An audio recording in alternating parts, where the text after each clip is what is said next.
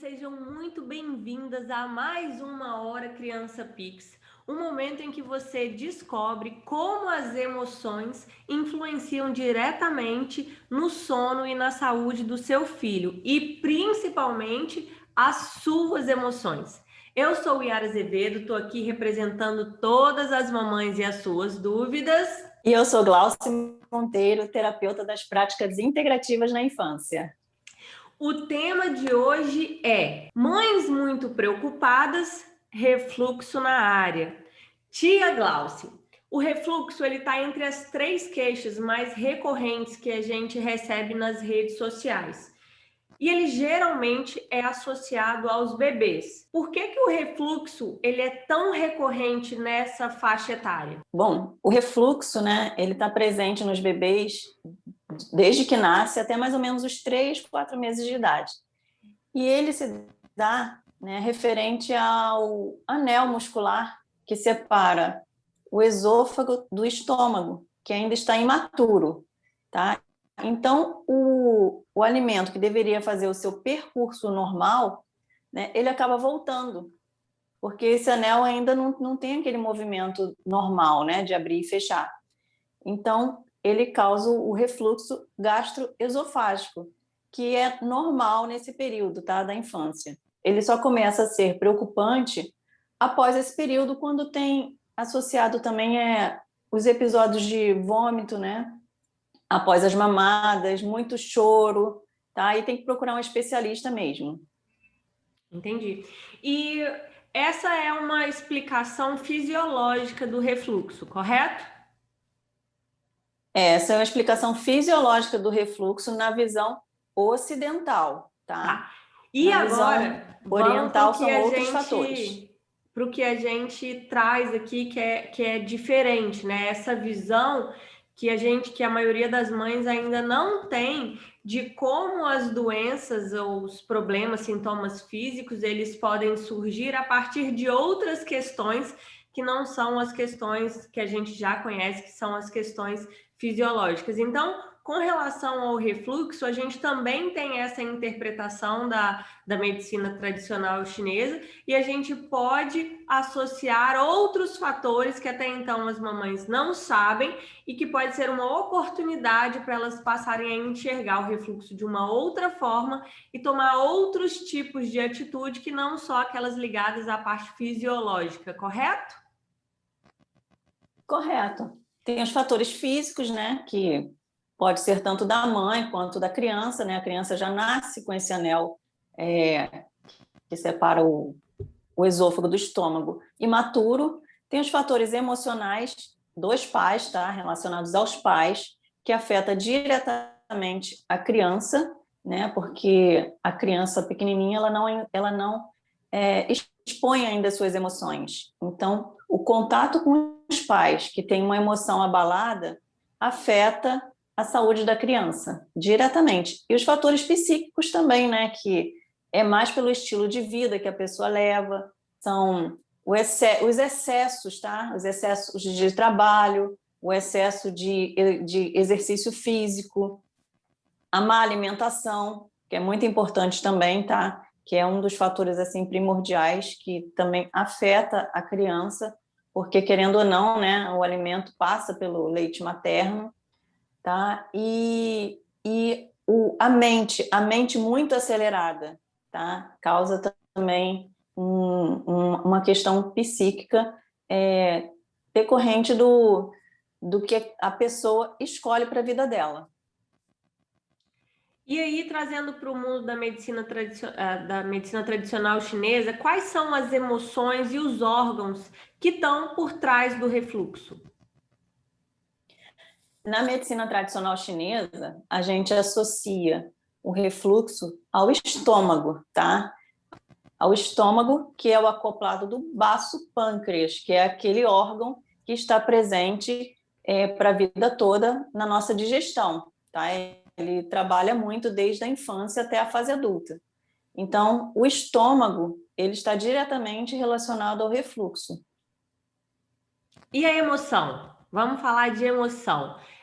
para que a mãe ela Pois possa é. entender qual é a emoção que ela sente em excesso que pode causar esse desequilíbrio e acabar acarretando um refluxo devido a um fator emocional. Eu já falei aqui sobre o baço pâncreas, né? Que ele é um órgão que está relacionado muito à preocupação.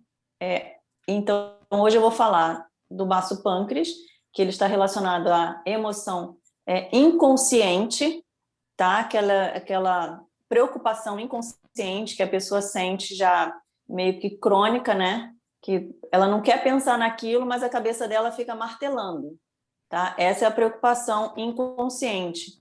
E o estômago, ele está relacionado à preocupação consciente, tá? A pessoa está ansiosa por alguma coisa que causa preocupação. E essa preocupação você pode perceber que dói na área do estômago, na área gastrointestinal, tá? Pode até acarretar outras disfunções, tá? Então, a preocupação consciente, tá? Aquela que a pessoa fica preocupada mesmo com o que vai acontecer. Essa é a preocupação que causa o refluxo, causa a gastrite, tá? Todos esses problemas gástricos. E dos casos que você já atendeu, você já é muito nítido essa identificação das pessoas que já vieram até você com problema de refluxo? Muito, muito, muito. Tem uma paciente que me marcou muito, tá? Que além dela sofrer do problema gástrico, né? Gastrite, ela tinha hérnia de hiato, ela tinha refluxo e também a fibromialgia, tá? Então, nesse caso, eu tratava tudo, todas as emoções envolvidas, tá? A fibromialgia está ligada muito ao fígado, tá? E os problemas gástricos que ela tinha era totalmente da preocupação que ela tinha consciente, tá? Então, a hérnia de hiato, o refluxo, a gastrite, tá? Tudo isso era relacionado à preocupação. Só para a gente recapitular aqui, você está falando de dois tipos de preocupação, uma consciente e uma inconsciente. Só dá uma revisada nisso para ficar bem claro para a gente qual que é a diferença entre elas e como que a gente identifica isso no nosso dia a dia, para a gente saber o que está pesando mais na nossa vida. É difícil a pessoa mesmo identificar uma preocupação consciente de uma preocupação inconsciente, né? A pessoa, quando chega até mim, eu vou identificar isso nela, né? Então, a preocupação consciente é aquela que ataca o estômago, tá? É aquela preocupação da ansiedade, do que vai acontecer, tá? Estou preocupada, sei lá, com uma prova que eu vou fazer, tá? Aquilo desgasta tanto a mente dela com a preocupação que afeta o estômago, tá? A preocupação inconsciente é aquela que afeta o baço pâncreas, tá? É aquela preocupação que a pessoa não sabe nem por que está preocupada, tá? Ela se preocupa por algum motivo que causa estresse nela, né? Então, essa é a preocupação inconsciente, a preocupação que a pessoa não sabe nem por que está preocupada e se preocupa, né? Entendi. Uma é mais direta, né? Você consegue, a pessoa sabe, tem um fator ali que ela consegue identificar o motivo da preocupação dela, né? Um evento, vamos dizer assim, algo que ela consegue identificar. O outro é um estado emocional que é mais, que não tem uma causa tão fácil de se identificar, mas a grande questão é que a pessoa não vai precisar saber disso, né? Ela vai manifestar e você vai conduzir ela para esse estado de consciência de que qual é o tipo de preocupação que ela está tendo e que está gerando aquilo ali, ou na vida dela ou na vida do filho. Isso mesmo. E olha só, é uma coisa importante, quando os fatores emocionais começam a manifestar como doenças, né, é porque já afetou algum órgão, tá? Então, o órgão, a emoção, ele afeta primeiro os órgãos e depois ele se manifesta como a doença. Então, é muito importante a pessoa procurar logo um especialista, né, assim que começar a sentir alguns sintomas de preocupação, de ansiedade, de estresse, tá? Para começar o tratamento logo, né? Para Antes que sanar vire uma qualquer doença, né? problema físico, né? Antes que vire qualquer problema físico. Então, se uma mãe está identificando, e a gente sabe, né? A gente sabe se a gente está muito preocupado, porque a gente sente, são as nossas emoções, né? A gente sabe quando aquilo ali está corroendo, quando está desgastando, quando está em excesso, quando está incomodando. Então, ter consciência de que você está com alguma emoção que está ali vindo e recorrente, em excesso, te incomodando, é melhor já logo buscar nas práticas integrativas uma forma complementar, né, de atuar na saúde, porque senão isso provavelmente com o tempo vai evoluir e vai se tornar uma doença, e aí tem que entrar com medicamento, né? Enfim, o negócio fica mais sério, né? Pois é, e quando envolve a família, né? É pior ainda, porque os pais se preocupam, as crianças que não sabem nem o que está acontecendo, né? Acaba ficando também com algum problema. Então, o ideal é que, assim que começar a sentir algum sintoma, né, da emoção que está afetando alguma coisa na vida da pessoa, ela procure logo um especialista, tá? Porque é muito importante tratar a emoção, assim, é fundamental. E também quando vir que algo está aparecendo no filho, né?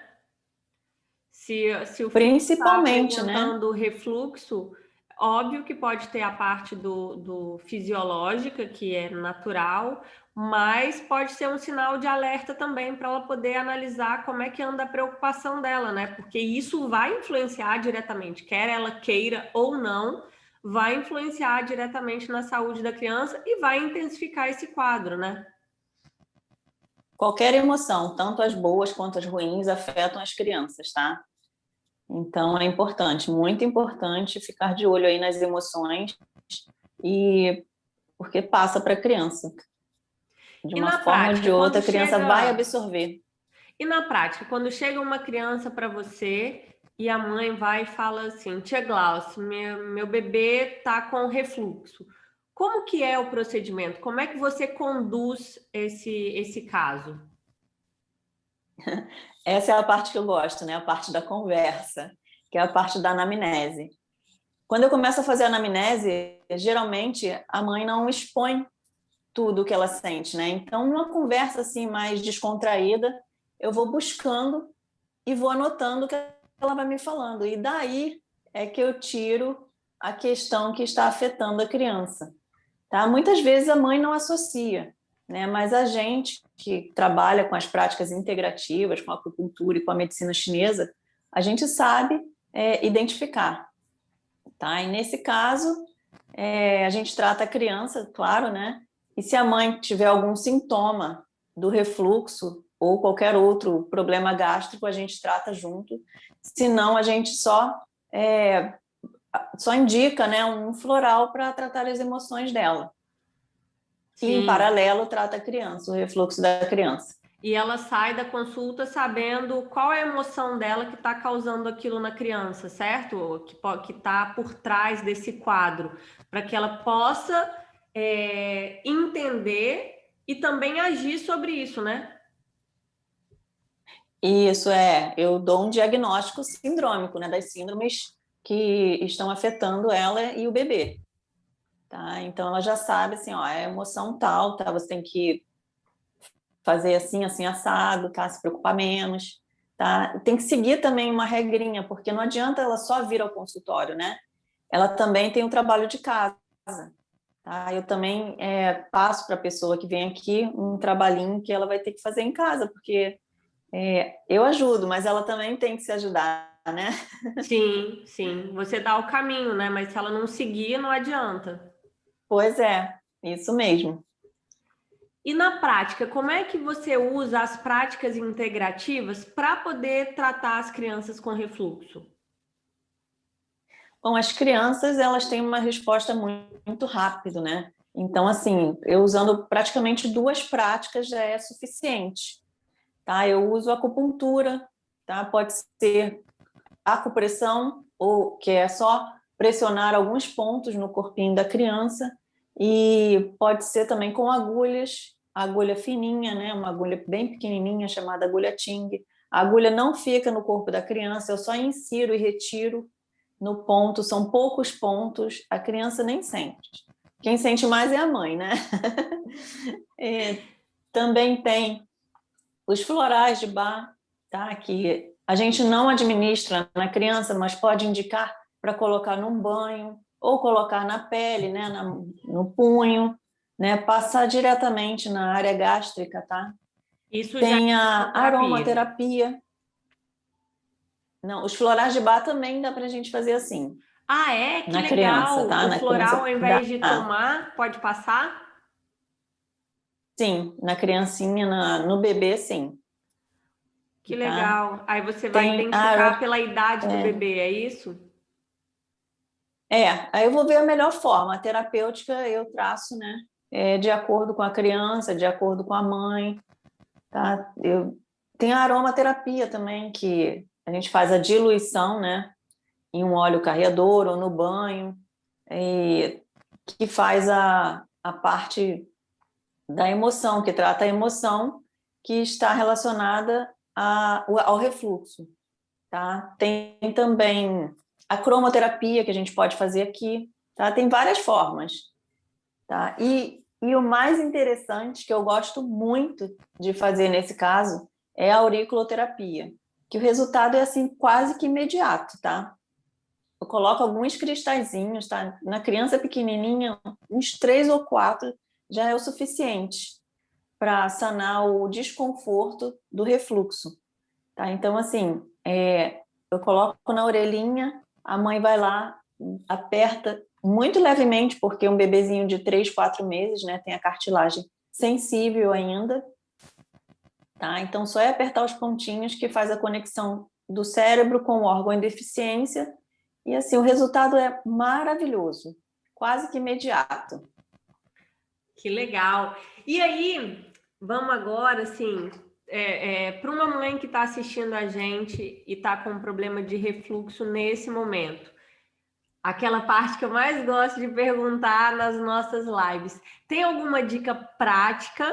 Óbvio que eu sei que precisa da anamnese para que você possa acertar certinho o ponto, né, que precisa ser tratado, saber quais são os órgãos, identificar melhor as práticas, mas existe alguma dica geral que a mãe pode colocar em prática agora mesmo em casa, se ela tiver um bebê lá chorando com refluxo, até ela poder marcar um horário para poder ser atendida por você, por exemplo? Olha, eu vou dar uma dica bem simples, tá? É uma dica de acupressão, tá? Ela vai pegar o dedinho da criança, os 3 dedinhos da criança, vai medir pelo dedo dela, tá? Que deve dar 1 ou 2 dedinhos.